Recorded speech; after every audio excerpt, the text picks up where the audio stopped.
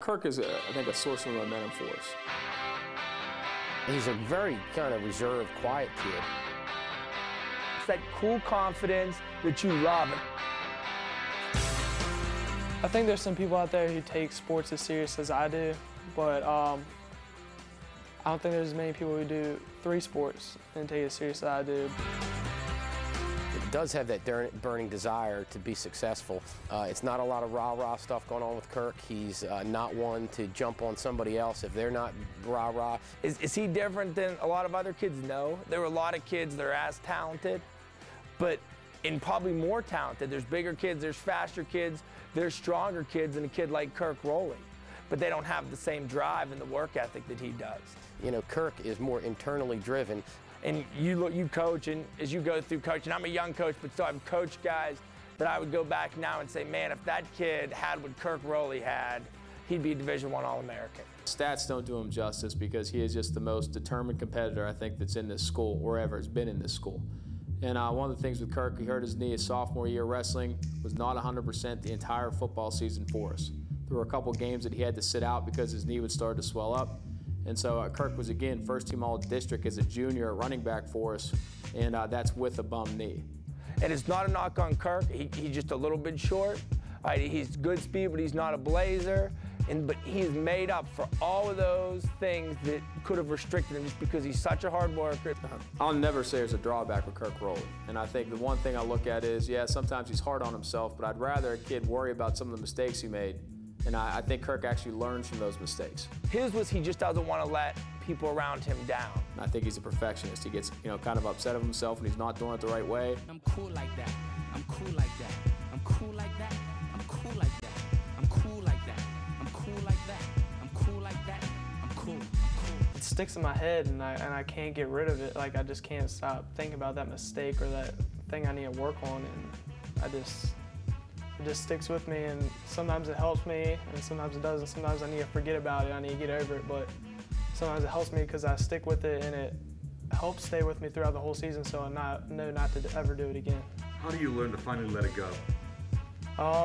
Well, coaches definitely come and talk to me, and some friends tell me you gotta stop beating yourself up about it, and luckily I have some good teammates that'll help me get over it, and just practicing what I did wrong, not to ever do it again.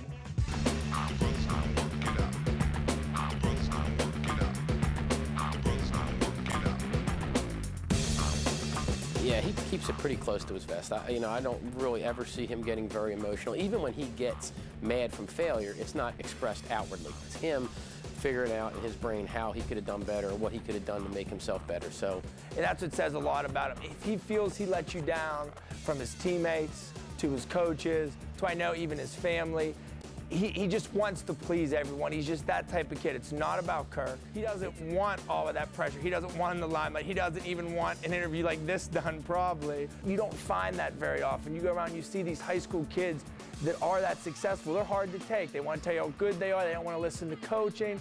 Not Kirk. I mean, if I said, Kirk, you need to change this, boom, next play was changed. Kirk is, I think, a source of momentum for us. When they see Kirk break through a couple tackles and get those extra yards, it kind of pumps everybody up. 4th and 1, Central Region 4th and goal, from the 1. Central Region Championship on the line. Everyone in the whole stadium. Coach Long from PH knew it. I had no doubt. 4th and 1, Coach just said, can we get it? I said, I guarantee you Kirk gets us in that end zone. Sure enough, he gets it, game over, and Hanover went from 0-10 to a Central Region title. And not only that, he's outstanding in the classroom. All right, he's a Hanover scholar on top of everything else. Also, school, I'm not saying it comes easy to me, but I have a really good memory, and if I didn't have a memory, then I would probably be lost at school right now. But wrestling is, I know for some guys, not a fun sport because it's so darn tough. It's hard. A lot of kids in this day and age want to specialize in one sport. And here's a kid that can excel at all 3. To me, that's something that a lot of kids could do and choose not to because they want to be that, the stud athlete in just that one sport. That takes away from, I think, the school community. That it's important for him to participate in all the 3 sports.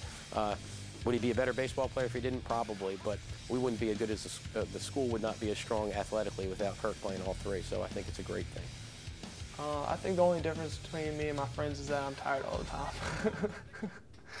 The team we had in football admires Kirk. They'll joke around that if Kirk can't do it, nobody can do it, or if Kirk says we can win, then we can win. He has that type of draw, he's that type of personality.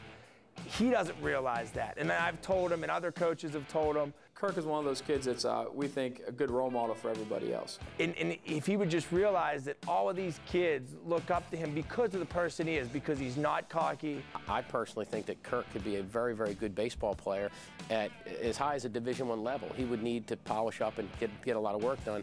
A lot of times during baseball and wrestling, he would still get 2 lifts in on his own. Whether coming in the mornings with Coach Jake or Coach Z, he was still getting his lifts in. He's just a determined, hard-working young man. But we haven't really talked about Kirk's tools on the baseball field. He's a plus runner.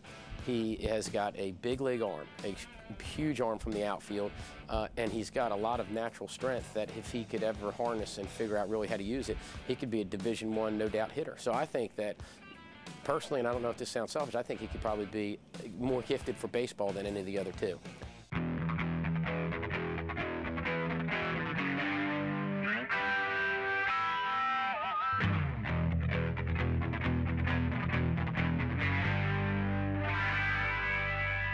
What is it deep down that, besides letting everybody know you're a hard worker, what is it inside you that you needed to get resolved, that you felt this was the best way?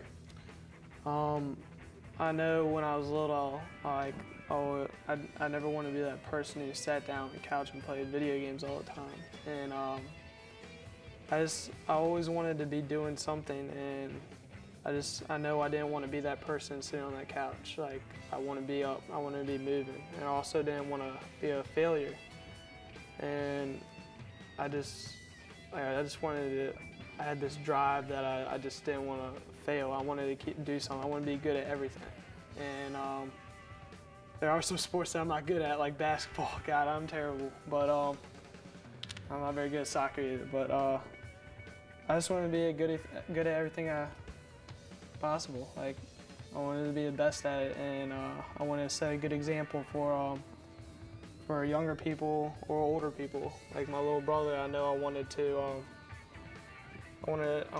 him to follow me, follow my footsteps, hopefully. And I'm sure he's going to be a better athlete than I was here. So, but his personality is going to make him a great person, because he's going to have that inner confidence, but he's not going to turn people off by it. He'll be a great boss himself, he'll be a great employee, he will be a great family man, because he'll never talk about how great his kids are, he'll just give them confidence from behind the scenes, and that's how he is. I'm just lucky to have those people support me.